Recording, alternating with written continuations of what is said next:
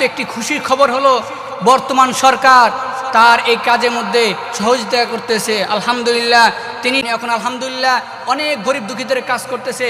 এখন তিনি নিজেই চট্টগ্রাম পানিতে নেমে গরিব দুঃখীদেরকে খাবার দিচ্ছেন। কিন্তু ইতিপূর্বে এরকম দেখি নাই। আমি ইতিপূর্বে অনেক নেতাকর্মী দেখেছি, তারা অল্প যতদিন এই বন্যা থাকবে ততদিন তারা দান করবে, গরিব দুঃখীদের খাবার দেবে।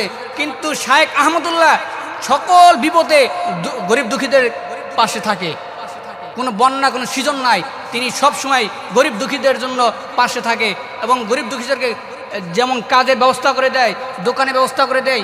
তিনি প্রতিটি মানুষকে, গরিব দুঃখীদেরকে অটোরিক্সা কিনে দিল কিছুদিন আগে, মেয়েদেরকে যারা ঘরে থাকে তাদেরকে সেলাই মেশিন কিনে দিছে, তারা যেন কাজকর্ম করতে পারে, এই কাজ করে তারা কিছু উপার্জন করতে পারে। সেই কাজগুলো শায়েখ আহমদুল্লাহ করেছে। ইতিপূর্বে কোনো সরকারও এরকম কাজ করে নাই।